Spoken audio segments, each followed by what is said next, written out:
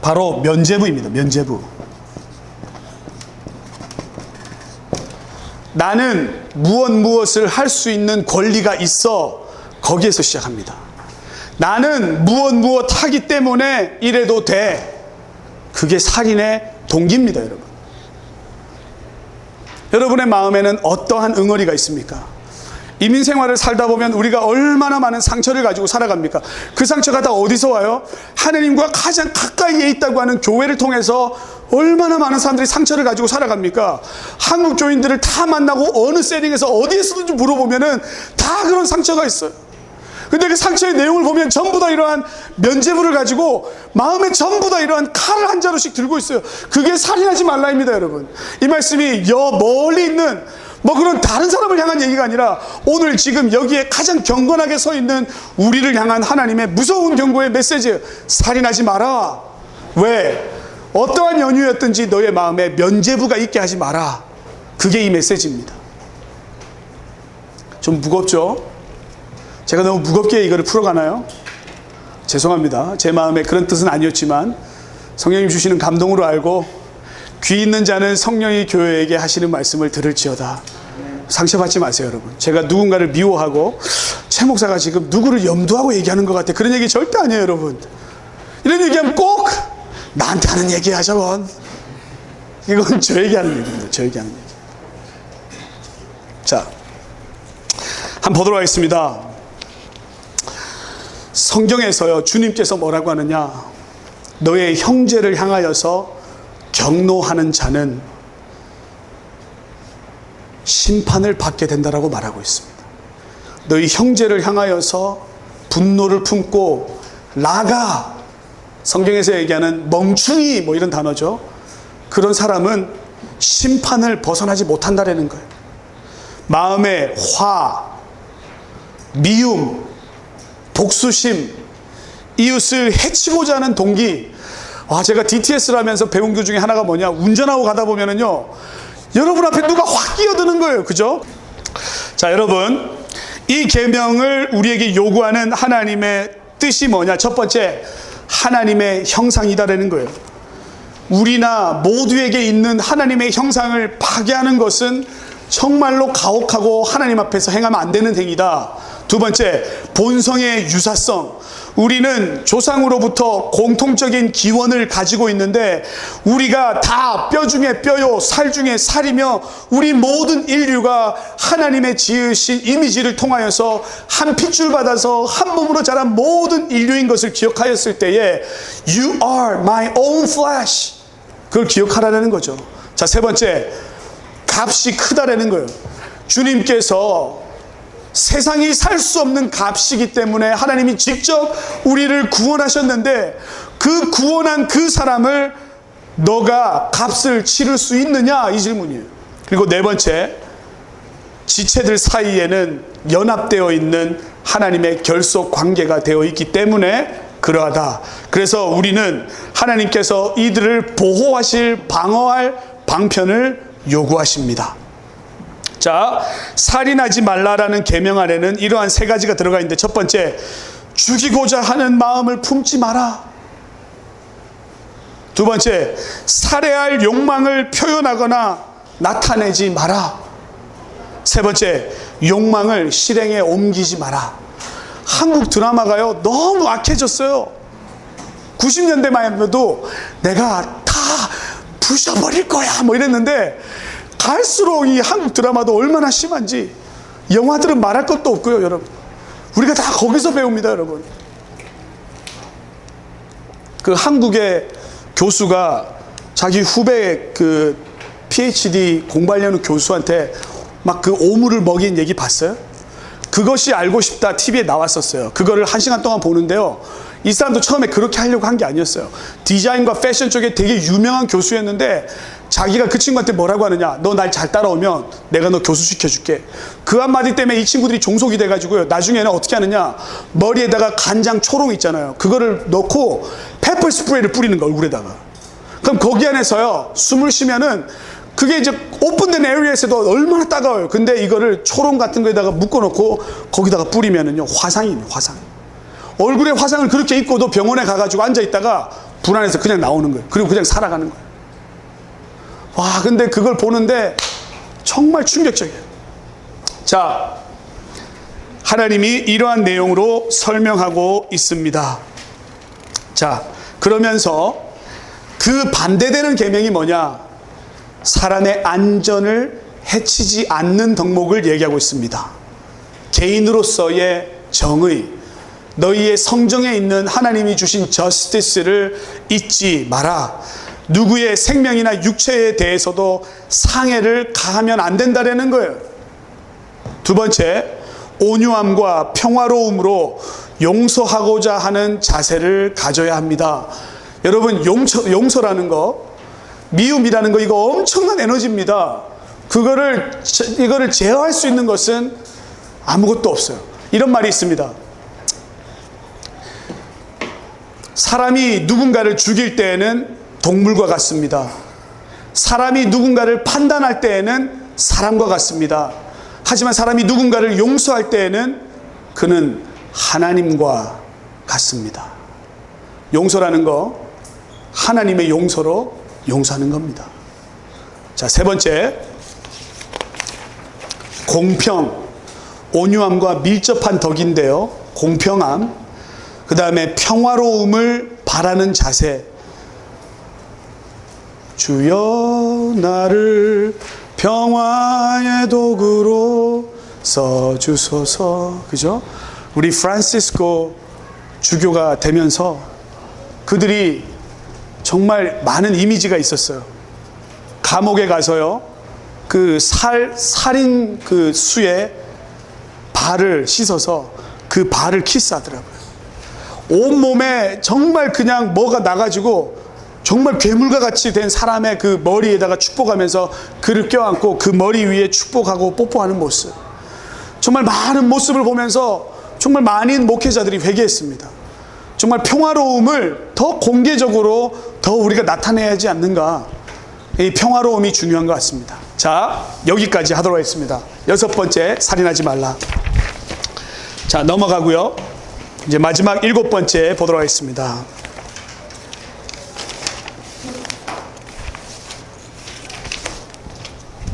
자, 일곱 번째, 여러분 페이지에 170페이지입니다. 41째 주 제108문 함께 읽겠습니다. 질문 시작. 제7계명에서 하나님은 우리에게 무엇을 원하십니까? 답 시작. 하나님은 모든 부정을 정죄하십니다. 그러므로 우리는 그것을 철저하게 혐오하고 결혼했거나 독신이거나 순결하고 절제된 삶을 살아야 합니다. 자, 109문 시작. 하나님은 이 계명에서 간음 같은 죄만을 금지하고 있습니까? 답 시작. 아닙니다. 하나님 몸과 영혼은 성령의 전이며 따라서 하나님은 이 모두가 정결하고 거룩하게 지켜지기를 원합니다. 이것이 바로 하나님께서 행동이나 용모, 언어, 생각 또는 욕구 등에서 부정함을 유발하는 모든 것을 금하시는 이유입니다. 자, 제가 여기에서 이 내용을 좀 읽어드리겠습니다. 잘 들으셔야 되는데, 결혼, 가정이란 무엇이냐, 이런 단어가 있습니다.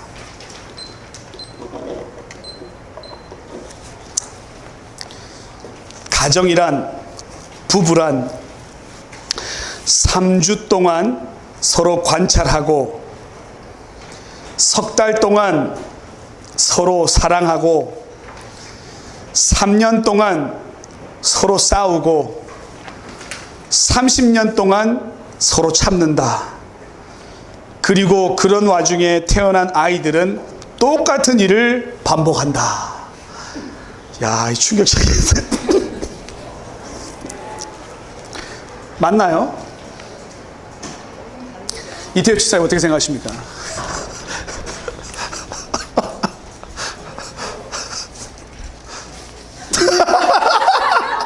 네, 아무런 대답을 안 하는 게 좋을 것 같습니다. 여기서 빨리 넘어가겠습니다. 자, 다음 읽도록 하겠습니다. 결혼이란 경건하고 신성한 결합입니다. 그러므로 거기서 얻어지는 모든 즐거움은 억제되고 진지하며 조심스럽고 양심적인 쾌락이어야 합니다. 참 중요한 단어입니다. 자, 세 번째, 인간적인 사랑의 최고의 목적은 종교적인 사랑과 마찬가지로 사랑하는 사람과 하나가 되는 것입니다. 다시, 인간적인 사랑의 최고의 목적은 종교의 사랑과 마찬가지로 사랑하는 사람과 하나가 되는 것입니다.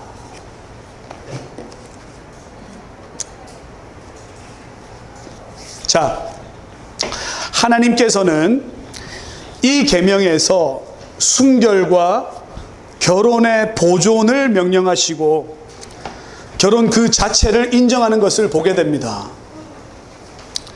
하나님이 뭔가를 금하실 때는 그 반대되는 것을 함께 명령하고 계시는데, 간음을 금하시는데 이는 곧 부부간의 정절을 범하는 것을 금하십니다. 기혼자들이나 미혼자들에게 모든 방종한 정욕들을 금하게 하시고 정죄하시고 순결에 반대되는 모든 다른 죄와 악행들을 그 원인과 기회와 효과들과 전제들과 결과들과 더불어 금하시는 것을 보게 됩니다. 그러면서 여기에 기여하는 모든 덕들을 명령하시는 뜻도 포함이 되어 있는데, 그 이유는 첫 번째, 정욕의 가장 충격적이며 비열한 상태로서 간음이 금지된다면 우리는 모든 형태의 정욕이 동시에 다 금지되는 것으로 이해되어야 한다. 그래서 간음이 정욕의 마지막에 있는 거라고 하면 간음과 그 안에 있는 모든 내용들도 금해야 되는 내용이 중요하게 있다는 것을 기억해야 한다. 두 번째, 원인과 결과가 정제될 때에 원인도 정제되는 것이지요. 그래서 정제되는 것도 마찬가지이기 때문에 그 결과로 보게 되겠습니다. 세 번째, 순결을 보호하고 결혼을 거룩하게 지키는 데에 있다고 하겠습니다. 자, 그런 내용을 보면서요, 순결의 원인은 다음과 같습니다. 첫 번째, 하나님이 명령하셨다. 데살로니가전서 4장 3절. 하나님의 뜻이 있다. 하나님의, 성경에서 제일 놀라운 부분입니다. 하나님의 뜻은 이것이니 너희의 거룩함이다.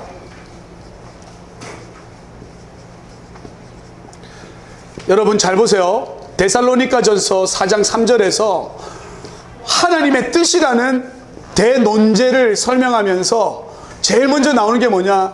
너희의 거룩함이다. 그러면서 나오는 게 뭐냐? 음탕과 방종과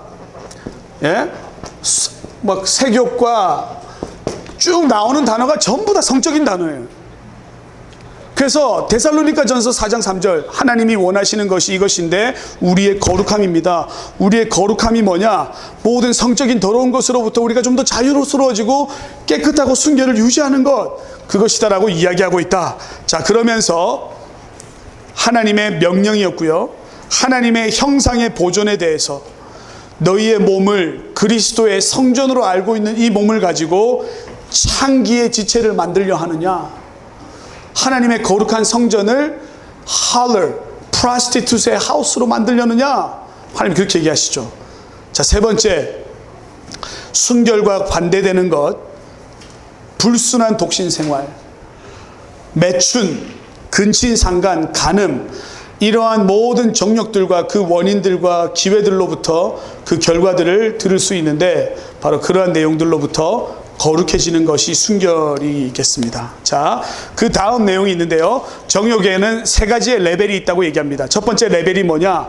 사단의 악한 것을 쫓아가는 생각들, 사람의 본성을 어긋나서 가는 충격적인 성적인 모습들, 형이상학적인 것, 동성이라든지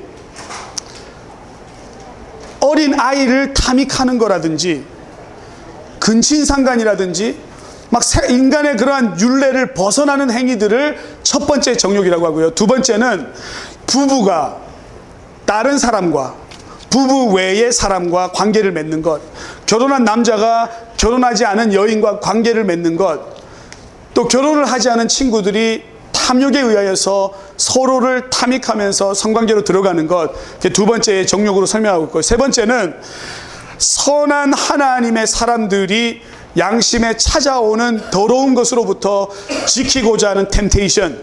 그래서 이 정욕을 3 레이어로 설명하고 있습니다. 사단이 주는 아주 더러운 생각, 두 번째 육체가 원하는 그러한 탐닉, 세 번째는 선한 사람을 넘어뜨리려고 하는 그러한 성적인 더러움에 대해서 정욕이라고 설명하고 있고요. 자, 그러면서 성경은 정숙하고 절제함을 요청하고 있다.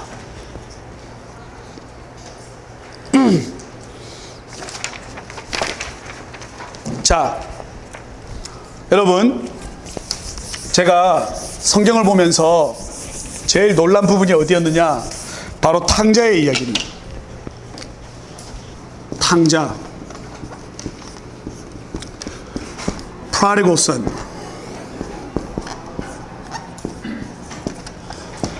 성경에서요, 탕자 이야기를 할 때 탕자가 제일 먼저 부모의 인헤리턴스를 받아서 어디로 가죠? 예? 예? Whole house. Does the Bible says that? 죄송합니다. Whole house는 아니고요. Thank you very much for your contribution. 자, 탕자가 간 곳이 어디예요? City.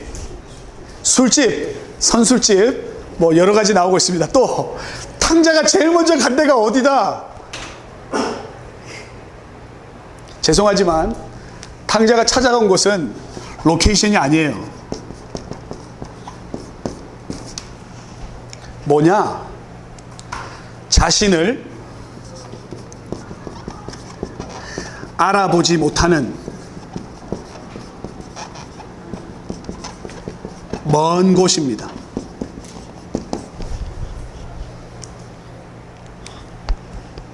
그러면은 로케이션이 문제가 아니에요. 지금 탕자에게 있어서 내 얼굴을 알아보지 않는 곳이 왜 가고 싶었을까? 그 질문입니다. 죄 지어도 제대로 지으려고, 그죠? 내 몸을 사단의 관계에 완전히 던져주려고. 예, 할렐루야. 네. 제가 지지난주에 라스베가스를 다녀왔습니다. 이게 하이델베르그를 빼고 라스베가스에 섬기고 있는 우리 김만선 목사님 뵈러 갔는데, 이제 저희가 머무는 곳이 이제 가장 번화가에 있는 라스베가스에서도 스트립이라는 데 있죠.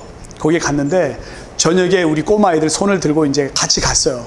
그 아내가 이거 주일날 예배도 드리고 피곤하니까 집에 좀 들어가자고, 뭐 목사가 밤이 돼가지고 길을 이렇게 거니냐고 하면서 가자고, 괜찮다고. 근데 아이들 손을 잡고 네 걸음을 가는데 갈 수가 없더라고요. 차들은 다니면서 그냥 막 트리플 X 뭐 나오고 온데 그냥 사방에 그냥 아이들 계속 눈을 가리면서 한글에 you can see that? you can see that? 이러고 가다가 제 아내가 아주 지혜스러운 얘기를 하더라고요. 그냥 집에 가자. 집만한 데가 없다. 우리가 여기서 뭐 하고 있는지 모르겠다. 그리고 호텔방으로 들어왔어요. 탕자가 원했던 거는요, 자신을 알아보지 못하는 곳입니다. 많은 우리 가정이 무너지는 곳이 어디냐? 바로 여기입니다. 자, 여러분에게 핸드아웃 드린 것 중에 다 볼 수는 없고요. 결혼이란 무엇인가? 여기에서 3번과 4번만 보고 우리 마치겠습니다. 3번, 중요한데 어떤 결혼이 정당합니까? 이제 이 질문이 있어요. 이 하이델베르그에서 핵심적인 답을 해주는데, 첫 번째, 결혼은 연합이 정당한 것이 되기 위해서는 다음과 같은 것이 필수적이다. 첫 번째, 결합하기에 적절한 사람들끼리 행하는 연합이어야 한다. 여러분, 여기에 밑줄을 그어야 되는데, 적절한 연합이라는 게 뭘까? 한 남자와 한 여자가 믿는 신앙의 보존을 가지고 있는 사람들이 40살 차이 나는 할아버지와 딸의 결혼식이 아니라 우리가 알고 있는 모랄의 스탠다드를 넘어선 것을 얘기하는 거예요. 이해하셨죠? 이거를 디파인하기가 너무 힘들었어요. 간사님들하고 모여가지고 이게 무슨 의미냐 이게. 그러니까 의견들이 다 틀려요. 근데 우리가 추합해 봤을 때 이 정도로 될 수 있다. 첫 번째, 한 남자와 한 여자를 얘기하고 싶은 게 아닐까. 두 번째, 믿는 사람의 사이에 신앙의 같음을 얘기하는 게 아닐까. 그리고 세 번째, 나이 차이가 너무 나도 이거는 좀 적절하지 않지 않느냐. 왜냐하면 우리 이슬람에서 보면은 막 그죠? 이렇게 모하메드 알리가 완전히 자기 손주 같은 애하고 이렇게 자기의 7번째 아내인가로 얻잖아요. 막 그런 내용을 보면서 좀 그렇게 생각해 봤습니다. 여러분, 이거는 조금 서브젝티브 하기 때문에 한 번 더 보시면 좋겠습니다. 두 번째, 양 당사자의 동의로 맺어진 연합입니다. 이러지 않을 때가 있어요. 너 나만 바라봐야 돼. 내가 기도했는데 말이야, 하나님이 말씀했단 말이야. 너 나하고 결혼 안 하면 너 저주받아. 그러면서 빨리 해야 돼. 그러면서 목사님들 중에 그런 분이 있지 않을까 한번 생각해 봤습니다. 세 번째, 부모가 또는 대신하는 자가 동의하는 데에서 승인을 요구합니다. 부모의 허락이 없이, 그죠? 아버지, 여기까지 잘 키워주셔서 감사합니다. 아버지가 허락 안 하니까 저는 그냥 도망가가지고 저 섬에서 결혼하고 그냥 살게요. 이러고 떠나는 거, 참고로 이건 아버지를 향한 하직 인사입니다. 이러고 가시는 거, 좋죠. 예. 멋있지만 여러분 혹시 그렇게 결혼하신 분들 많이 있을 것 같은데, 성경은 뭐라고 하느냐, 부모의 동의를, 승인을 받고 하는 것이다. 참 힘드네요. 자, 네 번째, 실수나 오류로 맺어져서는 안 된다. 그렇게 물어보더라고요. 실수로 결혼한 사람이 있어요? 이러길래 네, 많습니다. 네, 설명 굳이 안 하겠습니다. 자, 다섯 번째, 정당한 그 적절한 조건과 규모와 정당한 수단으로 서약이 이루어져야 한다. 막 어떠한 채무 관계에 막 딸을 데려가거나 또는 막 그런 어떤 억압에 의해서 되는 결혼은 안 된다라는 거죠.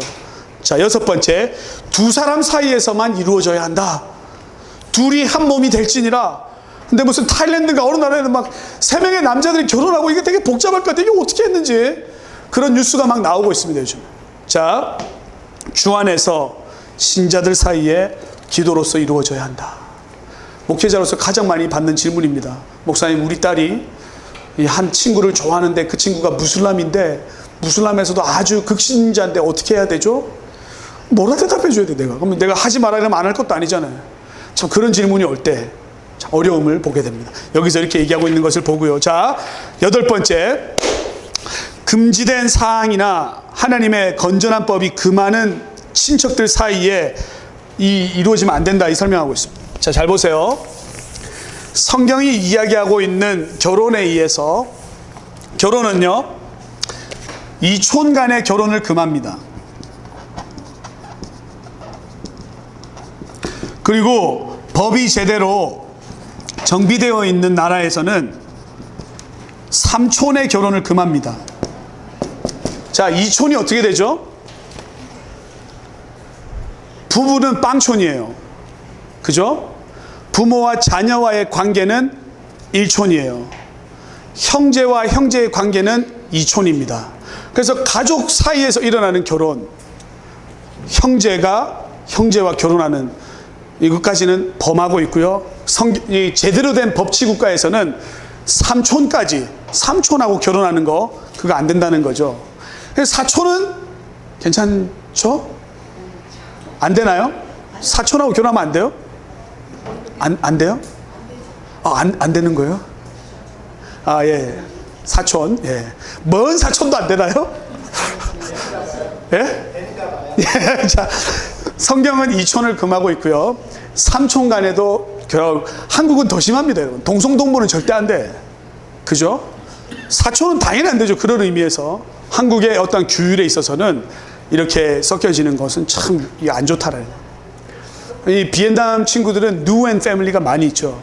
근데 뉴 앤 패밀리끼리 결혼을 많이 해서요, 언챙이가 이렇게 DNA 코드가 이렇게 맞지 않아서 생긴다라고 하는 그런 스태티스틱도 많이 나오고 있습니다. 어쨌든 하나님의 그 규율과 범주 내에서는 이러한 결혼식에 있어서 이러한 법들이 적용되는 것을 알아야 한다. 뭐 이 정도만 나누면 좋겠습니다. 여러분, 그 핸드아웃 드린 그 그룹 디스커션에 충분히 이런